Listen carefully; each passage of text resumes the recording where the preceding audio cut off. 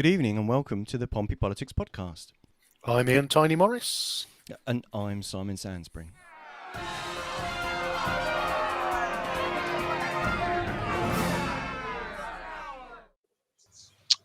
The urge to open the show by bursting into "It's beginning to look a lot like Christmas" by Perry Como almost overwhelmed me, but I held myself back. How you doing, Simon? I'm not too bad, thank you very much, other than being on the recovery end of a heavy cold that I've had all week, but I've been tested more times than a bunny in a Pfizer lab. So I know that I've not had COVID, and indeed have had my booster yesterday. So aside from a splitting headache, I'm doing all right. It's been a great week for boosters. I was boosted, as was my wife. That sounds slightly Python-esque, on Wednesday. So yes, and topical with some of the stuff we're going to kick about today. It's my party, and I'll lie if I want to. Oh dear. Yes. What a hurtful show title, and it makes it worse that I've even come up with that one myself. So horribly outnumbered today from in terms of me sitting on the right, but we've got a couple of guests, so welcome. And if you'd like to introduce yourself, Lee. Yeah, good evening, everybody, and thank you for the invite onto your show. So I'm Councillor Lee Hunt, and I'm a Liberal Democrat at the City Council, and I represent Nelson Ward, which covers Stamshaw, Tipner, North End and Buckland, and I also happen to be the chairman or the chairperson of the Planning Committee. Marvellous. Welcome, Lee. And Graham, welcome. Thank you. Good evening, everyone. Nice to be invited on the show. Thank you for that. I'm Graham Heaney. I'm a Labour councillor for St Jude Ward, elected in 2019, and I'm the Labour Group spokesperson on traffic and transportation. Marvellous. Well, thank you for joining us. We did invite a couple of members of the local Conservative team. They couldn't make it, so they've left me out in the cold to defend our team all on my own. So I'm sure you gentlemen will be kind and full of the Christmas spirit with me, Simon. Well, yeah, it's not like we're having a party or anything, is it? So no rules have been broken. No, it's going to be a long show, isn't it? Yeah. Yes, it might be a long and painful show for you, but we know that you're not one to try to defend the indefensible, Ian. So we could do a Secret Santa if you wanted to. Yep. I know what I'm asking Chris as a Santa for, and we might come to that towards the end of the show. Yeah. Or a very secret Santa. Anyway, so so we wanted to look at a couple of things in our last show of 2021. It was the full council meeting on Tuesday, December the 7th. So we wanted to look at a couple of things that took place in that meeting. One of which was looking at there was a report back to the council on the Tipner West, also known as Lennox Point, development stroke proposal stroke idea. And this report back was the result of a motion brought to the council earlier in the year by the Labour group. So we'll talk through that a little bit, and then we're also going to look at one of the other motions which was brought by the Conservative group, which was looking at the planning backlog. So that's going to be interesting to talk about, obviously, with the chair of the planning committee with us here. So that'll be good for us to hear about how planning actually works and whether there's planning in planning.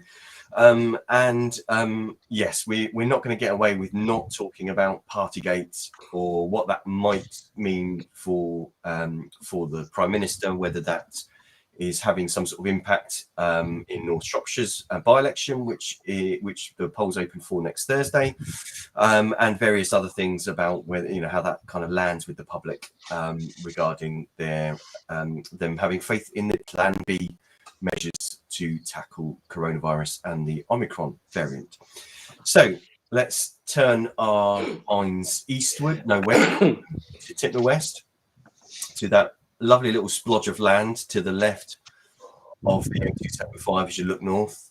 The that currently is home to a few things and a load of wildlife and some tidal mudflats.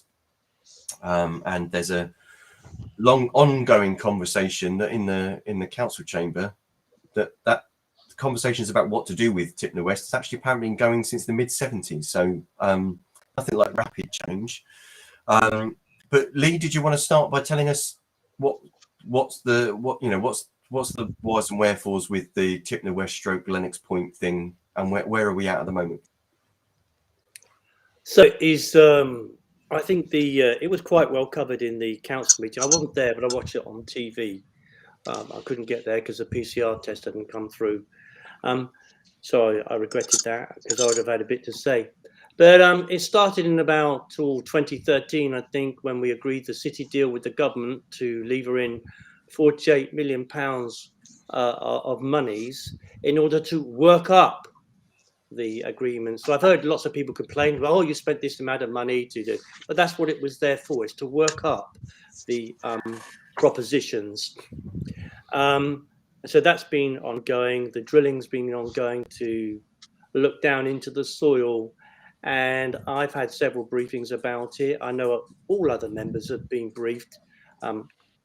Unfortunately, not all members have been able to attend briefings and so on, but anyway, so they've been drilling down into the soil, seeing what contaminants are there. And my understanding is there's arsenic and other long-held contaminants in the ground, going back to the days of Nelson and tar in the ships and all these sorts of things. So all that's got to be remediated before anything can get going.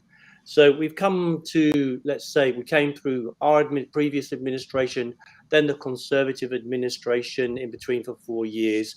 That administration continued to support what we turned out to be called the Super Peninsula. And Donna was quoted as saying, oh, the development will be a boom for our area. So this included, very importantly, very high quality maritime jobs in the maritime sector, based around what we all know as pounds yard. And so, of course, there was also a proposition to reclaim some of the mudflats.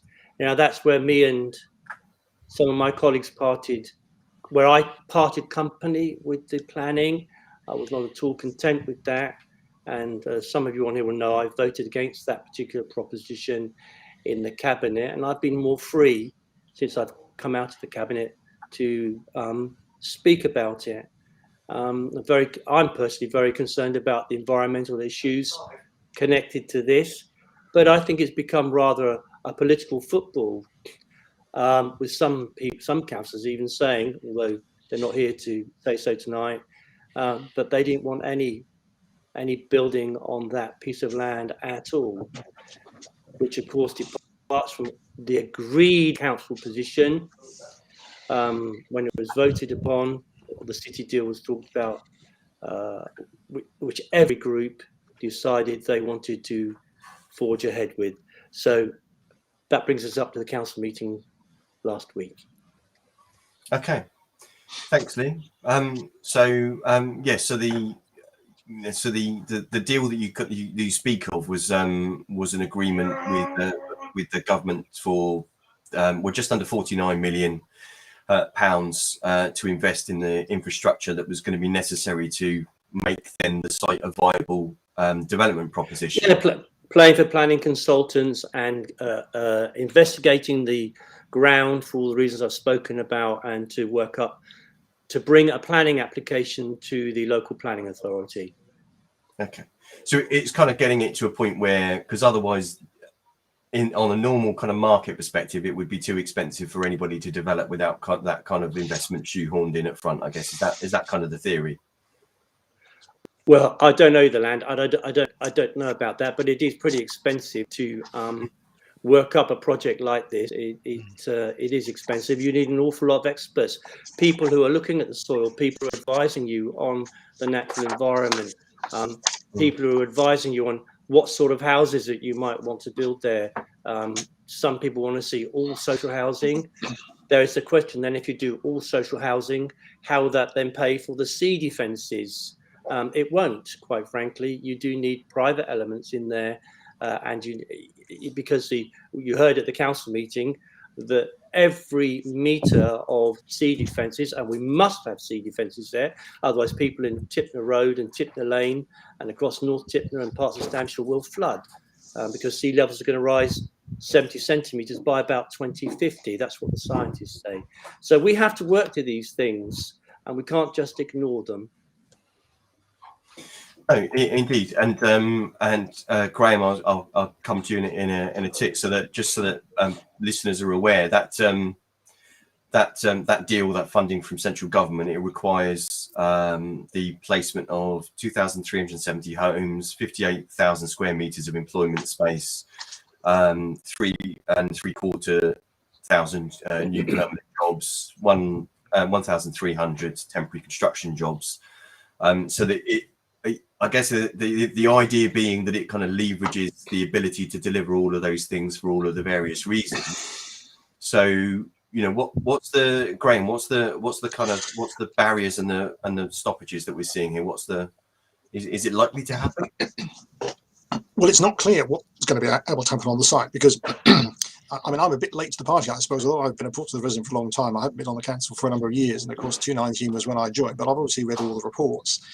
And this area of Portsmouth has always been problematic in what are we going to do with it to make it usable, because you have the Pan scrapyard, obviously, and there you've got the Tipner West side. So it's always a difficult site to know exactly what to do with and how to do it. And clearly the commercial developers are literally not going to touch it with a barge pole at the moment, because there's just too much cost, too much complexity to deal with. So I think what the city's decided to do back in 2000 was to seek government support to see if we could look at the options to what to do. So in fact, the council is acting in sort of two ways, really. We've got a team who are proposing development options, and we've got the planning committee, which actually has to make a final decision on what is acceptable. So the council's sort of got two roles here, which they need to also keep separate. The proposals that have come forward, this idea of what's called Lennox Point, has been developed by city council officers, and they've looked at other options as well. And they are leaning very heavily on the idea that we want to go for the maximum development option on Tipner, which includes taking out 60 odd acres of the mudflats, which is the issue that's caused a lot of controversy. Now, the housing is part of it. There's also a proposal for marine industry development as well. And what happened at the council meeting, the previous council meeting in October, when the Labour group asked for a pause, was essentially because a lot of us felt that we wanted to reappraise and get a really clear picture of what was going on. This report has actually provided a lot of useful information. Of course, it's now in the public domain, so we've got much more information that the public can actually look at as well. And we wanted that in order to think seriously about how we deal with the site, because what happens here is going to be significant for years and years to come. The main concern, I think, of all of us, and I attended one of the briefings where I raised questions about this, was why do we have to develop the mudflats? The harbour and the adjacent harbour of Langston and Chichester form a complex linkage of different marine environments, which are really very valuable. They hold internationally important wildlife populations in the winter. They are sites of social scientific interest. They are Ramsar sites, which is another European designation. So we're talking about really important areas. And the development proposal, the maximum development proposal, suggests that we could provide some mitigation by finding other sites elsewhere to compensate for the fact that we lost all these mudflats. So I asked, well, where are these sites? And they said, oh, well, we can look at anything from Dorset through to Sussex. Now, the problem is we didn't get much concrete, pardon the phrase, information about where these sites were going to be. How are we going to replace this? And I think there's going to be a real problem here, because they would need, the developer, to develop this, we need like a special permission from the government, because this does damage the environment, and we could only do this under exceptional circumstances. And it's not clear that we would actually get that permission. So I think the development proposals that are even on the table at the moment might not happen. So we have to think about what other options would we do. I don't think anyone in the Labour group is saying there should be no development on this site whatsoever. I've not heard that being said by my colleagues. So there is going to be some development, but the question is scale and what impact is going to have on the environment is key here. Okay, because the I think, Graham, and I'm not including you in this at all, I think there have been too many councillors who, before they've opened their mouths, have not gone and appraised themselves of what this is all actually about. Some of them seem to actually forget what their groups had said they wanted to do. And we had one councillor going on the Stamford on Tipner Action Group, completely agreeing with the people on there, saying, yeah, there should be no development on there at all. So this has caused a problem because it's created the perception in amongst, I know the Hampshire and Isle of Wight Trust, they don't want development on there, at least not until recently. And I've noticed, I think there was a bit of a change there, that they said that they accept some development on there, and some of the opposition, some of the people who have been campaigning against it, they now have completely changed their position and saying that, yeah, they do accept that there should be some development, but it's all got to be social housing. And that's not going to pay. That's not going to pay for the sea defences. So, you know, and if we don't pay for sea defences or can't find the money for sea defences, in fact, we'll have more mud flats or salt marsh or whatever coming down Tipner Road. Well, it's certainly not clear that the housing development is the thing that's going to pay for it, because the Environment Agency deals with flood defences and they do protect areas which are non-housing where it's important.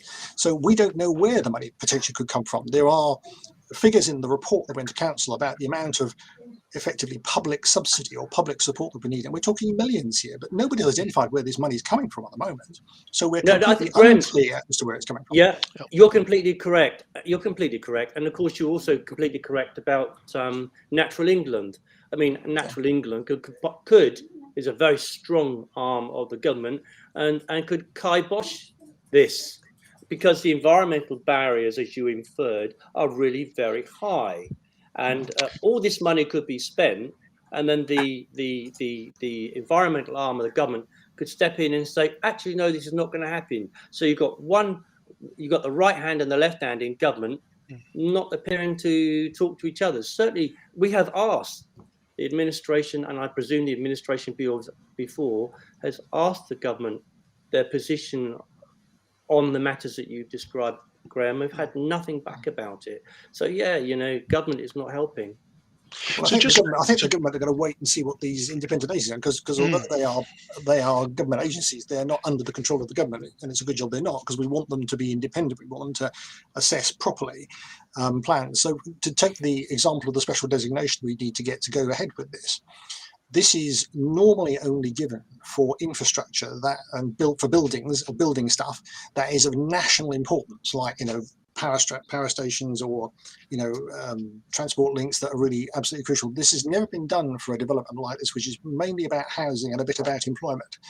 So it would be quite unprecedented, I think, to do that. And I think the campaigners are worried that the government might do that, but we'll have to wait and see. But, you know, I think that this is a real long shot at the moment. I think we're going on. So we need to think about what might we do otherwise if this didn't materialise. Indeed. And before you come, and this brings me to the really important point, is if those 2,400 homes or the added 2 homes making up to 3,500 don't go on there, all the people causing not a fuss, but who are concerned with this matter, the one thing they won't say in the council, the one thing they won't say elsewhere, is where those 3,500 or 2,400 or the balance 1,100 will go. Nobody wants to even think about it. And I'm sorry to be out, but you're making the assumption that all of the housing that's proposed under the different schemes would disappear and nothing would happen. That's not what is being said. There would be some development on that site. So some of the housing that is included in that figure would probably happen under a development, but it wouldn't involve taking them up. No, you missed. Sorry, Graham. Sorry, you missed the point, Graham. If the people who don't want any housing there at all were to get their way, And if Natural England say, no, you can't build on in this place, we got a problem, which is 3,500 homes or 2,400. Sorry, Ian, I'll shut up now. Sorry. No problem, Lee. And it's obvious, it's very clear from you both that you're both very passionate about this subject. So for me, from what I've heard, I think that that there appears to be three courses of action. Nothing happens, which seems very unlikely. There is a more limited development, or the full-blown development, and that's where I seem to be picking up most of the concern is about. Well, to get the full 3,500, you are going to have to take out those mud flats, and it feels like, from an environmental perspective, from the ability to find, I don't know how you find or make mud flats elsewhere. It feels like that may be that feels to me like you're articulating that as the biggest issue that will stop this development going forward full blast.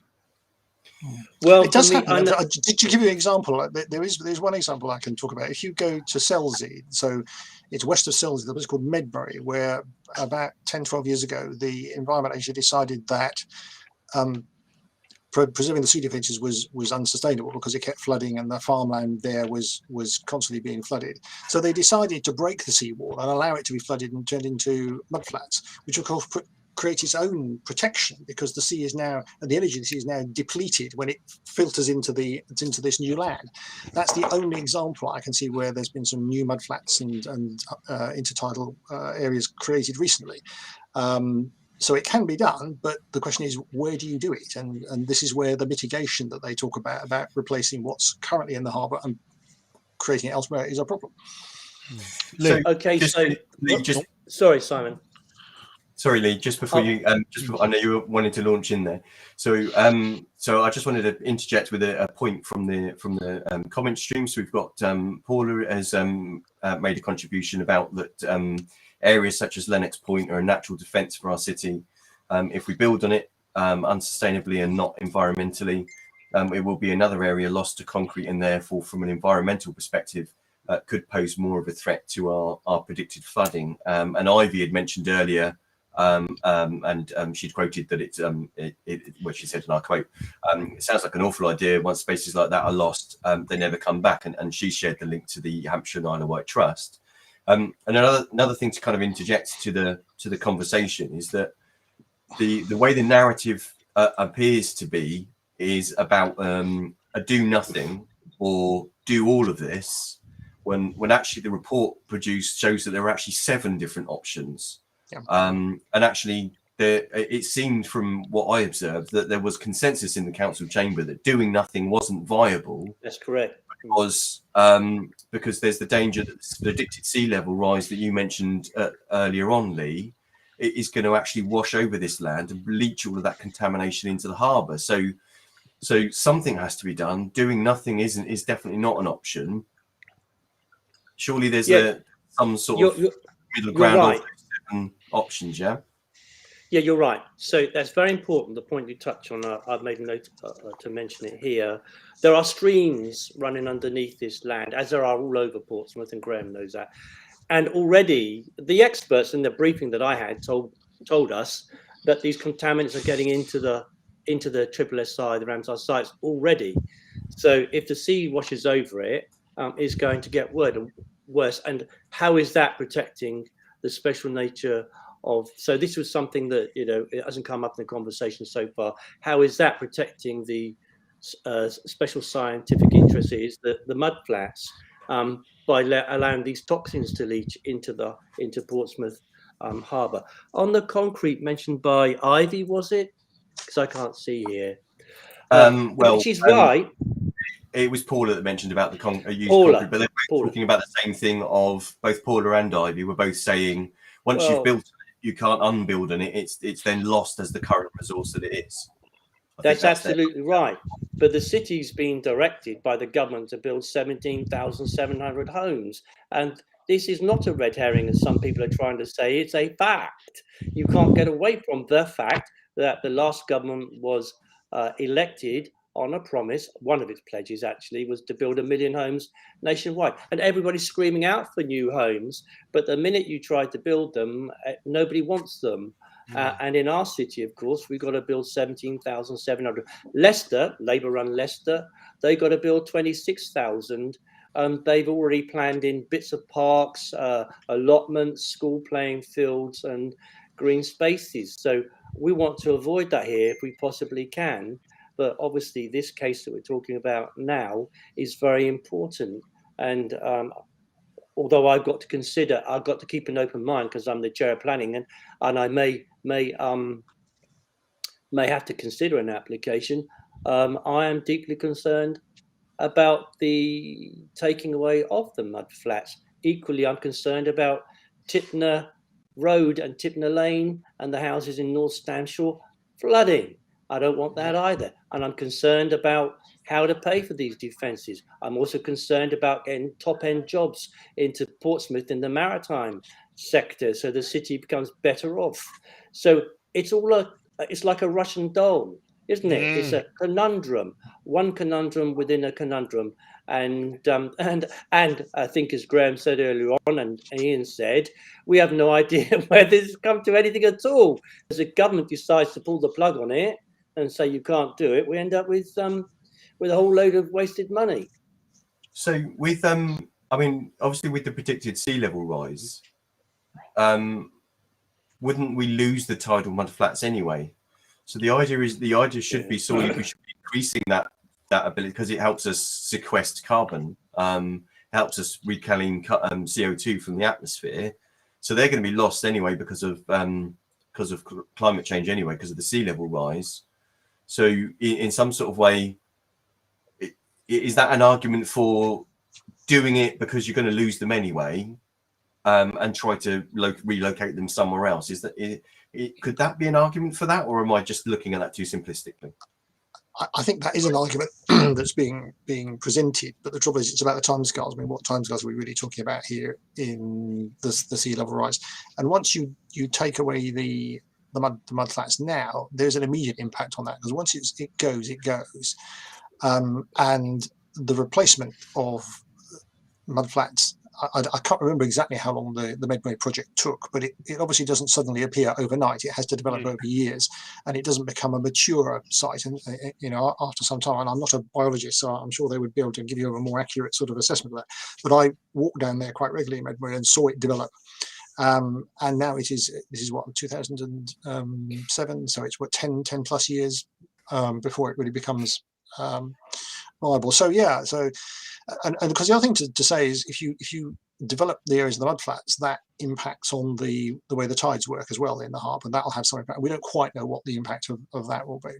So I think what we're saying is we want more careful consideration about this super peninsula option, because we think there are some real problems with it, both environmentally and also viability anyway, financially, and that City Council should be thinking about what other options to develop on the site, which will have some housing and some employment, but will not involve taking over the whole area of the mud flats, because we could potentially say that we do something on that. And the subsidy figures that you look at in the report, they're all big numbers, but to be honest, they're all big numbers whatever you do, unless you decide to do nothing. Well, the thing is, we need to get quite quickly to a clear understanding of what is going to be acceptable to the council, because the government won't like us fussing around all the time. We need to get on with it because the sea levels are not going down, they are coming up, and we need to get on with it because we need to defend. If we're going to defend the land, we need to defend the land and we need to get it going. So council, all councillors from all parties, really do have a big responsibility here to come to a settled decision about where they want to go with this. Personally, I think we'll probably settle at from 2013, the city deal. I reckon that's where it's going to end up. So to that point, gentlemen, when are we going to get the what were the next steps following the council meeting? Who's doing what and when? Well, the plan is out for consultation, isn't it? So we've got to see what people say about that. And when it comes back, propositions will be brought to the council by the administration. My understanding is that the leader of the council is talking with other group leaders, and I hope very much that everybody, I don't want to say bang their heads together, but they stop the politicking and get on the serious business of stopping constituents in my ward and their homes and their business from being flooded, because this is what's being risked at the moment. We saw Old Portsmouth underwater the other day, and over there on the east side of the city, the sea rolling in. This is not something that's not happening. It's happening right now. Mm. There was a quick question I just wanted to bring in Yep. from the chat. This was from Marlene. She said she asked, and this was also actually brought up by one of the deputations at the meeting. Has the council gone through the process of exceptional circumstances to get the housing target required from the government? So this 17,000 odd homes over the next 20 years or whatever it is. Apparently there's a way to ask the government to reduce that under exceptional circumstances. Have the administration tried that already, or are they waiting for an answer? Or where would we be? At the meeting, I think Gerald said that I've been out of it for 6 weeks. I've been able to get into council, but I think he indicated that either that had happened, but I know full well that we have approached the government several times. We had 2 notices of motion in the council now, begging the government to reduce the numbers. Gerald says the men are not listening, and they're not in the mood to listen. But perhaps after next Thursday, things will change. Who knows? Indeed. Ian, do we want to move on to the next topic, or are we? Yeah. So I think, Simon, we just wanted to reference and acknowledge the motion that was brought by Kirsty Mellor and Charlotte Gerarda in terms of violence against women. Yeah, indeed. So before we go on to the next topic, hopefully there'll be a time in the future we can get either Kirsty or Charlotte back on the show. But their motion, horrific as it was in the sense of highlighting the attacks on women and girls, so male perpetrated violence or attacks on women and girls, some really good, robust, sound measures that it called on the council to take, and steps that it called on the council to take to improve education and improve safety measures for women and girls in the city, and to improve the conversation that took place in the chamber was about it's male behaviour that needs to change, not about women keeping themselves safer. It's about male behaviour and the conversations that take place in education of men. So there was not all of the motions that we see are as universally applauded and accepted, and they're also not always have clear, concise actions that you can see will make a difference to people's lives. And this, thankfully, was one that did. Yeah, and we just wanted to call that out. As often when we go through the list of full council motions, we as a podcast have been very critical of some of the politicking and nonsense that seems to go on, but that one was of real value. So we now need to switch on that one. Can I just mention something? It was because I was in the community safety chair for about a year, nearly 2 years. One of the things that I think that we don't do enough in this country, and it's not a popular approach sometimes, is the perpetrator. Now, when I was younger, my dad used to really whack my dad my mum every weekend. It was awful. You come downstairs, you see your mum in the kitchen, squeezed under a cupboard, being thumped by your dad. Is dreadful. The question is, why was he doing it? So we do need to invest some resources, some money into why blokes do this, why the partners rather do this, so that the perpetrator is also not resource, but you spend some resources finding out why they do it and changing their behavior, because many times these people want to carry on living together, and this dreadful behavior just continues. So I think sometimes we forget that we need to also find out why the perpetrator does these things. Yeah, and it is and again, it is about changing those behaviours and understanding the mindsets that drive something that I would say that most reasonable people just simply can't comprehend. So, very, very complex and sensitive issue, and thanks to Kirsty and Charlotte for bringing that to the fore. Indeed, very good, Kirsty Mellor. Graham, you look So, like you were next- trying to say there's- something quickly there. Sorry. Yep. At the risk Yeah, of starting a whole new debate, I mean, there's a whole lot of Yep. issues around the way girls and women are treated by men, which has been highlighted in schools. We've had lots of issues around that. So there's a big job to be done, I think, to educate and encourage better behaviour all around. I mean, it's not all kids at school, but there are certainly issues that have been raised by people who said that harassment at school is an issue, harassment at other places is an issue. So we have got a really big task to do. We need to get on to that very clearly. No, thank you, Graham. And and it's definitely one we will pick up in a future show and explore more fully. But we did just want to acknowledge the value in that motion, which brings us on to planning. So there's a bit of a backlog in planning at the moment, quite a significant backlog, and I guess the challenge is how does how has that occurred?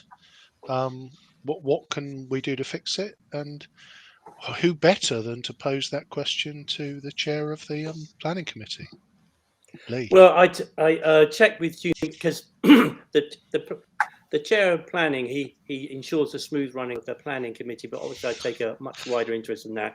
And Absolutely. our planning, indeed, and our planning portfolio holder, the person who sets the strategy, direction, travel, and so on, is Hugh Mason. So I contacted him today to get the latest update, and these planning applications under 300 now, he tells me. And why has it happened like this? Well, anybody would think, and I'm not making excuses, is just, again, I deal in facts and evidence. And the fact is we've had COVID for nearly, over a year now.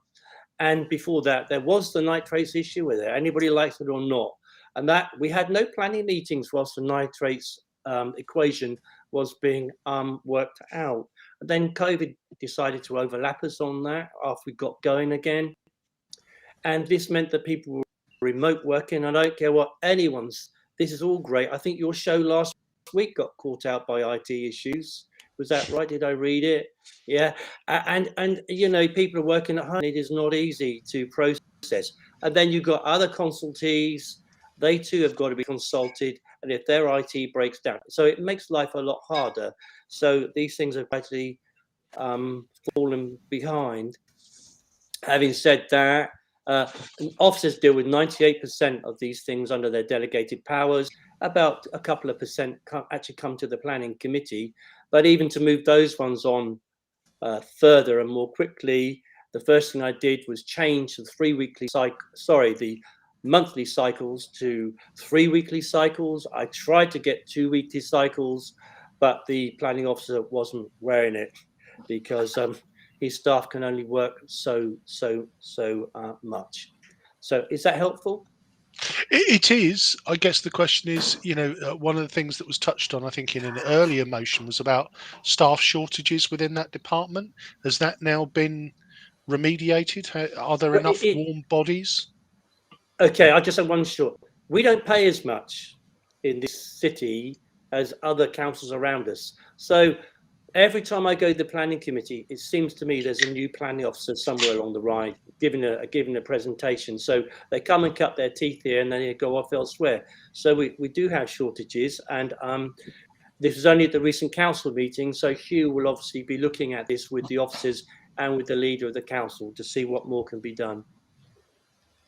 So Graham, what's your perspective on the planning backlog?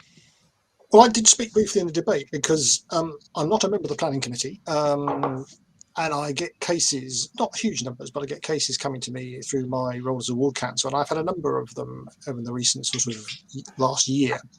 And what was slightly surprising for me was that some of these applications that were being put in by people were relatively straightforward. I mean, they weren't complicated applications, and they were waiting months, things that have been validated, that is properly registered in December, were still not being dealt with in June and July. So 7 months onwards. And one of the people who contacted me said they dealt with 3 different planning officers who'd come, had the case, not progressed it, and then gone. Lee made an interesting point about the salaries that Portsmouth pays. Now, that's something the administration could address. One of the things I did notice, because when I wasn't on the council, I happened to bump into some former council planning officers in my travels around the city, and they had been there for a number of years. And the council did actually, during the periods from sort of 2010 onwards, when the cuts were being implemented, did actually cut back on the planning service. I think in some ways, some people thought it was quite an easy cut to make. But I think some of that has maybe rebounded because, one, we don't appear to pay as much as the local authorities. Second, we have lost a lot of experienced planning officers. So maybe that has contributed to the problems we have now. Now, I have to say, I do acknowledge that the City Council officers had a really difficult time over the last couple of years, partly because obviously of COVID and working in that situation has been very difficult. And I'm sure they are working as hard as they can. We did try to bring in, or the administration did try to bring in some outside help, but Councillor Mason, who spoke on Tuesday, said that this hadn't worked very well. We brought some planning consultants in who were supposed to do the job, but for some reason it didn't work very well. And I don't quite know why, but because they're supposed to be planners, but that didn't work. And I think what was the concern was that we weren't, as elected members, particularly those who weren't on planning committee, getting much information about what was going on. We were just getting people complaining to us that things weren't happening, that their applications were delayed. And it would have been much better if council officers and the administration in particular had actually grabbed this ball and said, we have a real problem, we'll keep you updated every 3 months about where we are with this. And that would have been really helpful. And we could then have told people who were waiting and concerned about, well, this is where we are, this is what we're trying to do. Because as I say, it's not about trying to beat council officers around the head. That's not a good thing to do. But a bit more communication about the problems would have been really, really helpful. And we didn't really get that. But I think we will now. Well, on that, Graham, and you know, I'm not going to politic now, but sometimes the attendance of opposition councillors at the briefing meetings aren't that good. When I was in opposition, I attended all of mine, and unfortunately, sometimes not everybody's quite so good. I mean, in my community safety portfolio, one particular person never showed up at all from start to finish, or maybe once. So that is the way that we cascade this information down through briefings and so on. So, and it's also incumbent, I think, on councillors, if they're proactive, that they go and seek out the information too. But you are right. The more that we can do, the more that we can talk about it, the more information we can get out there in all sorts of ways. And we'll look to explore that and try and keep people even more informed than we try to do now. And I guess when we look at this, you know, most people, when they think about, you know, the planning backlog, would naturally gravitate towards developers and you know, new builds and that kind of thing. But I guess the majority of these cases are people who simply are looking to put in a loft extension or build a garden office, or and I guess my question there is, with so much of this, you know, has planning just become a rubber stamping exercise, or is there, you know, is there still value in this process in terms of getting those, you know, local officers to apply as much scrutiny as they do to what to most lay people would seem a very simple request? Can I go first, Graham? Do you mind? Sure. No, that's so. I think the government is neutering local government. National government is neutering local government. We used to have city engineers that when a pavement was put down, a city engineer would go along and make sure all the pavement was level, and that the contractors had done that. Now the contractors have to say that they've done it. In the same way you have changes done to your house, you know, the planning officer will come around, people come and check. And I know they still do, but when I had my house done, they didn't come for nearly 8 months later, which is crazy because all the work had been done. The simple fact is, whether any of us like it or not, Ian, the government, and I'm sure won't defray from this view, the government's cut the council's income in half. In about, and including under the Liberal Democrat coalition too, and under previous Labour governments, funding for local authorities has always gone down. National governments don't like local government, and that's the first time that's where they look to take money from very quickly, and we have to just cope with it. But half the money has gone from Portsmouth, so you've still got to deliver the same sorts of services at the same quality and in the same speed that people are used to, but on half the money.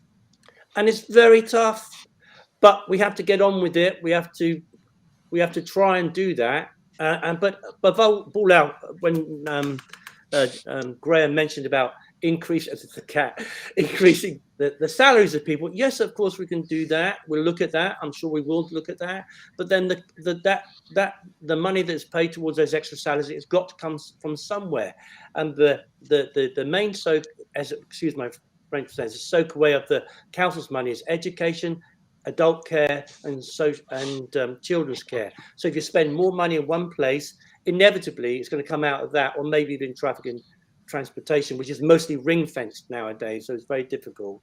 So these are not easy choices to make. Graham. Yeah, I mean, it's not about members going to briefings when we all have planning applications to deal with on people coming to us about planning issues. So really all members should be given some sort of briefing. And I did suggest this to one of the officers, that they should do something for us every 3 or 4 months just to let us know where we are with it. And that would help us to know what's going on. Because I don't attend planning committee unless somebody has a real objection to things. On Ian's point about do we actually need planning officers to do this? So basically you were saying, can't we just just nod them all through because it doesn't really matter. It's so small, it doesn't matter. The problem is for a lot of these smaller applications, for example, if you're having an extension at the back of your house, it has to come within certain size to make sure it's valid. And then there'll be issues about whether there's proximity to existing boundaries, overlooking all these things. So judgments have to be made about this, and there will be objections. People do object, and we can't just say to people, well, sorry, we're not going to do anything about it. They have to assess it against the planning policies and the planning rules that we have. So there does have to be an exercise in doing that.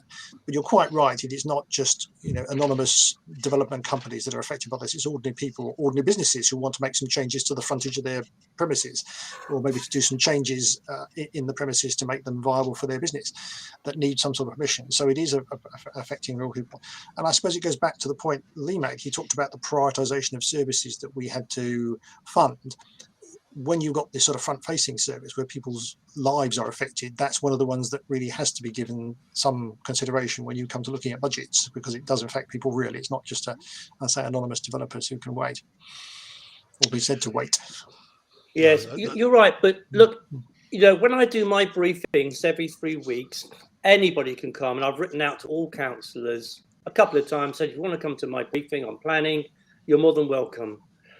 And I very rarely see anybody except me and the officers concerned. Judith Smythe's a good attendee, and a couple of others, but I never see people, and they don't. And if you're a good councillor, you're going to get out there, you're going to be proactive, and you're going to find out what's impacting your ward. And you're gonna make inquiries. I thought that's what councillors are supposed to do. And sometimes, they shouldn't be spoon-fed by officers. They got to go and find out stuff. So this is not spoon-fed. I'll just give you one example. When I was chairman of housing back in the 1990s, we had a real crisis over the administration of housing benefit claims. I won't go into the history, but it was complicated and difficult, and we weren't doing it very well. And it was on my agenda as the chairman of housing every single week about what was going on. And I said to officers, what we need to do is to make sure that we tell the elected members who are getting people complaining they're not getting housing benefit what's going on, what we're doing about it, and we should brief them regularly. I didn't mean every week, but at least every month or so, because benefits were slightly different. And I said we need to have a fast track route for hardship cases so that we deal with those first. Everyone obviously needs their housing benefit if they're on it, but some cases are harder than others, so we needed a process. And it took some while to get it sorted, but we did do that. And I was conscious that members would be getting complaints about it and they would need to know. So I said to officers, tell them what's going on, give them regular briefings if they and that's what we can do. It's not about spoon feeding, it's about sharing information. And I attend all the briefings I can, but I also have to have a job to do. I work, so I can't always attend everything. I couldn't attend all the Tipner briefings because they were when I was teaching, but I try to do my very best. And so we don't want to exclude people who have jobs and work in the real world from being councillors. So we should be given a bit of leeway there, I think, on that. No, thank you. I was going to ask actually on that point, is that these briefings that you're talking about, obviously some people aren't full, like you say, if they their other commitments aren't able to attend. Can they get these briefings another way? Do they get the documents sent to them? How does that work? They could do, yes. I mean, when I was involved in health and social care, which is the thing I was doing last year in traffic transportation, we always used to try and arrange the briefings when we could all meet it. And they were quite good, because I would say I prefer mine at the end of the day when I can do it rather than the middle of the day, because it's difficult to stop and then go back and then come back. So they were quite good. And we have some all member briefings, after 5 o'clock for things, which is quite handy for all of us to be able to get together. So they do try. But yeah, that's what you have to think about. So, gentlemen, thank you both. In the interest of time, oh look, we've run out of time. Oh, Is it gone already? No, we haven't. It's gone already. I wish that No, we had, but no. Ian, we're not having a Christmas party. No, I am timekeeper, and I've realised that we've left enough time to discuss Partygate. Simon, do you want to kick this one off while I just curl up in a ball under my desk and sob quietly? Okay, so yes, so it's come to the nation's attention that apparently some party or parties have possibly taken place at 10 Downing Street, that apparently number 10 initially denied ever happening, but then actually, while denying that they actually happened, were then absolutely certain that rules were followed, even though that they were certain that they didn't happen, which is kind of this weird Schrodinger's cat thing of there is either a cat in that box or there isn't a cat in that box, but it's definitely a Ginger Tom.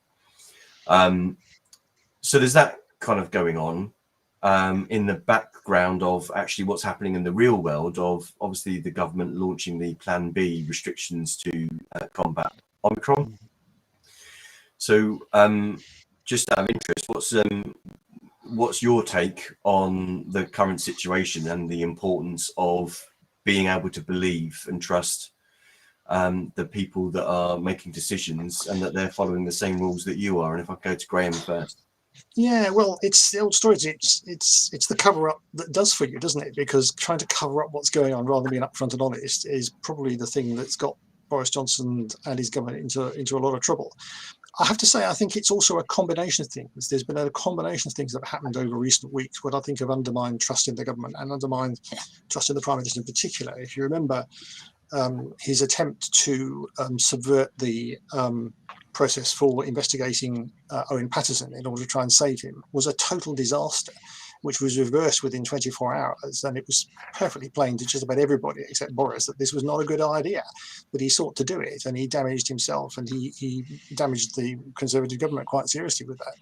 Then we have the party, which there was some evidence for, but instead of saying, let's investigate this, he claimed there was nothing to see here, and then shortly after he's then forced to backtrack and then have an investigation.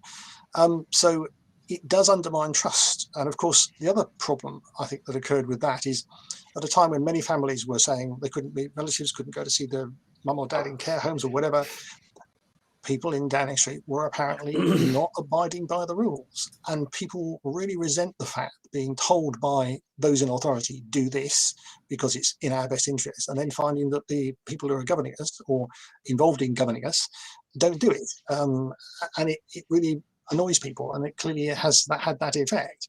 But I think it's not just about the party, but it's about the cumulative effect of things that have been happening over the recent months about whether you can trust the government and whether they are upfront and honest with us. And whether they're behaving ethically. Indeed, thank you, Lee. Well, it is just symptomatic of the problem we have with our politics in the country. It doesn't work. It could be this government. You can look back at previous governments. You can look at cash for access. You can get cash for honours. The invasion of the trouble that Blair got into over the Middle East, all sorts of different things. The trouble is that we have a duopoly in politics. For the last 100 years, the country's been run by the same party, virtually, the Conlad Party, the Conservatives or Labour, and they all melt into each other. So. And they both have the same sort of sponsors. They're sponsored by large companies, rich individuals, Sainsbury's, whoever. And both those two big parties, those major parties, they suffer from this in a way because the country doesn't want to pay for its politics. So they go private, as it were. And Labour get money from the unions and private business, and the Conservatives get money from. So what I'm saying is we need to ditch it all, and we need to move to more consensus politics. We need to move towards proportional representation, where a Green vote, a UKIP vote, a Labour vote, a Conservative vote, a Liberal Democrat vote, reform, they all weigh the same. So that when we end up with a parliament, we have a parliament that represents the vote. That is maybe 200 Tories, 210 Labour, 30 Lib Dems, 50 SNP. That's how it should be, really, in my opinion. And then you get better accountability. Then this kind of stuff stops, or should stop, or will be easier to stop. Okay. As we said earlier on, unfortunately, we reached out to the local Conservatives, and unfortunately, we weren't able to secure one to come on the show. But Ian, as a Conservative supporter and member, did you want to comment on your view of what's happening? Yes, thank you, Simon. I've crossed the floor. I'm now become a pundit rather than a presenter. But no, for me, I think the whole Partygate thing it's pretty shameful, because the actual mechanics and the accuracy of what went on, and was it a workplace gathering where some people bought a few bottles of wine? Was it more than that? We don't know. But the optics of it is one of arrogance. It's one of, we can probably bend the rules because, well, we're in number 10, so the rules don't apply to us. And for me, the danger in that is that people across the country, who Lee rightly highlighted, had kind of, deferred their own personal Christmas to do the right thing. And I think Graham touched on it as well. Basically, are now looking back at that and saying, well, hang about, we were doing the right thing, and the people at the very heart of government weren't. So the optics look terrible. And my biggest issue with it is the element of, if you are caught doing something wrong, the decent thing to do is to recognise that you have done something wrong, say sorry, and take the appropriate action. And I think that, for me as a Conservative, is what's been the biggest omission of Boris Johnson's leadership. The fact that the right thing to do, which for me is at the heart of Conservative values, it's about doing the right thing. They're old-fashioned values. It's about playing with a straight bat. It's about honesty and integrity. That seems to have been lost to a culture of, don't worry about this, boys. We've got an 80-seat majority. We'll blag it. And, we saw that with Robert Jenrick. We saw that with Mr. Patterson. That, oh, come on, if I twist your arm and threaten to withdraw funding for your local constituency, you'll vote with me to get Mr. Patterson off the hook. The optics of that are terrible. And ultimately, as a One Nation Conservative, I have found the last, at least 6 months very, very painful. Boris Johnson is not fit to lead. And that is abundantly clear. And my hope is that everything that's gone on will lead to him leaving office, because ultimately I don't think it's good for the country. I don't think it's good for the Conservative Party. I don't think at the moment him being in number 10 and PM is good for anybody other than Boris Johnson's ego. And it hurts me to sit here and say that, but for me, I fear for Thursday. I think North Shropshire has gone. Again, the whiff around it being, the constituency of the chap who finally resigned after, that should have happened long before any votes to try and save him should have happened. I fear North Shropshire is lost. And my only hope is that that leads to a change in the leadership of the Conservative Party. And, you know, we can, and you three won't agree with me, we can get ourselves back to where we should be and go on and win the next election. Opposition. Okay, thanks, Ian. So if I can quickly then ask Lee, then Graham. So what do you think is going to happen? So Ian's referring there to the North Shropshire by-election on Thursday, which even the bookies now have the Lib Dems as favourites to win. So that was Owen Patterson's constituency until he resigned. So are the Lib Dems going to win it? Is Boris Johnson going to still be Prime Minister by April? Lee. Me? Oh, well, it looks very much like the Liberal Democrats will win it, but you can never say for certain, can you? I've been having some conversation with some very strong Labour people. They don't want that. They're begging people to vote Labour, but we do have to come to an agreement, Graham, across Labour and the Liberal Democrats, not to have an agreed position, but where obviously in the very contested seats where the Liberal Democrats are, close second or second to the Conservatives, Labour won't get to form a government unless they come to some sort of agreement with the Liberal Democrats in those places. So we shall have to see what happens. And I think that happened here in North Shropshire, and whether that is going to happen again elsewhere, we'll have to wait and see. But if it does, then the Tory party should be very concerned, because Reform look like they're going to take a few votes as well gradually. Graham? Yeah, well, the fact we're talking about a seat that's never returned anything other than a Conservative MP, going, right back to, I think, the 20th century, 200 years, is quite astonishing. So I think there is a possibility that they will lose it. The interesting thing to look at will be the turnout, because the question is this Conservative voters staying at home, or is this a truly strong swing of Conservative voters switching to another party? You can say the Lib Dems if you like. Well, it's all right. I put my other daily working hat on as election politics to talk about the swings of that. But no, it will be interesting to see if there's a high turnout, and that will probably mean more people switching, which is certainly going to be worrying for the Conservatives, because if they're doing it in North Shropshire, they may well do it elsewhere. And if I put my Labour Party hat on, whilst obviously we'd love to be in a position to be challenging here, it's going to be interesting if the Conservatives are going to have to defend on two fronts rather than one front. So they're going to have to defend against Liberal Democrats in some areas and against Labour in the other. That's going to produce some interesting contests in forthcoming elections. It certainly is. We look forward to the leaflets. So, gentlemen, one-word answers. Boris, still Prime Minister in April? Lee? No. He must go by Christmas.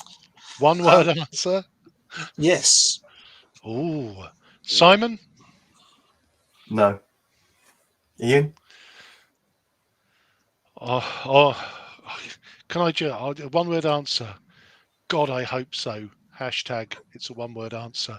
I hope he's gone by April. So yeah, I'm going to say no. So 3-1. There you have it. So I want to thank everybody for listening to the Pompey Politics Podcast. I've been Ian Tiny Thank you Morris. very much. And our guests have been